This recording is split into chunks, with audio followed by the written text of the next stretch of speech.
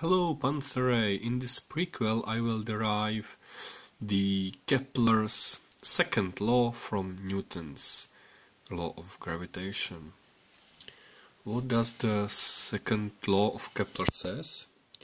It says that if you have a planet and it's orbiting around the star, then the area swept by a point, it's independent of time. So that means that S over T is equal to ds over dt no matter with time, and this is from, if this is phi and this is r d phi, a part of circular arc, so this is 1 over 2 times r squared d phi over dt. This quantity is constant, and it has a meaning of S over T. And how can it be it's constant? It is due to the fact that the force is central. So if there is sun and there is a planet, then the simple fact that the force which the planet is pulling towards the sun is in this line, so it's not pushing planet in the direction of its motion, but it's indeed in the center towards the sun. This fact is causing the law to be true. How is this possible? Let us write the coordinates of this motion with complex numbers. Z is equal to r times e to the power of I phi.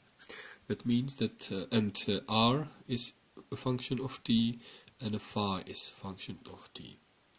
So the velocity is derivative of z with respect to t, which is r dot, this is the derivative with respect to time, times e to the power of I phi plus r phi dot e to the power of I phi. This is the first derivative, and the acceleration must be the second derivative. So it's the derivative of velocity with respect to t, so this is double prime r double prime e to the I phi plus r dot, and there is phi dot I, and there is the second term from this, so it's 2 times this e to the power of this, and there is plus the derivative of this, so it's phi double prime I e to the power of, there's r e to the power of r phi plus, minus the derivative of this, which is r phi dot squared e to the power of I phi, which can be simplified as a r double prime minus r phi dot squared e to the power of I phi plus I times 2r prime phi dot plus r phi double dot times e to the power of I phi. This is real, this is complex, and this is circular motion. This is circular motion. So this part, if a planet is here and this is z, there is a center of our coordinates is in the sun, then this acceleration is composed of 2 parts. This is real times this, so it's acceleration in the direction of this line, so it's something like this. This is this acceleration, and this is this acceleration, and there is another acceleration which is perpendicular to to this line, and this is this acceleration. Why? Because there is I times multiple of some multiple of this, so it's perpendicular acceleration.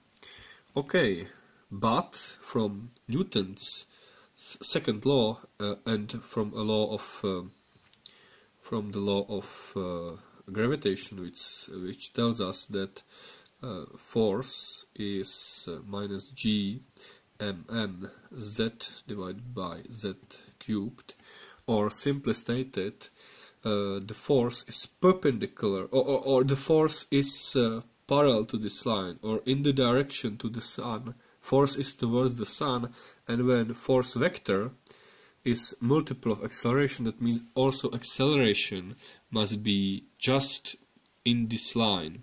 So that means that the perpendicular acceleration is not present. That means that this is 0. But this is 0 only when this is 0. So 2r dot phi dot plus r phi double dot must be 0. Must be 0. This is the condition. But this can be written as, if you can see it, r squared double dot dot. Why? Because this is 2r with r dot phi dot plus r squared phi double dot, and this is almost as this, but you have to multiply it by 1 over r. So this expression is this expression. So you have this correspondence, and this must be 0. So that means that r squared phi dot dot is 0. But when the derivative is 0, when this term is constant. So this is the proof of the second Kepler's law.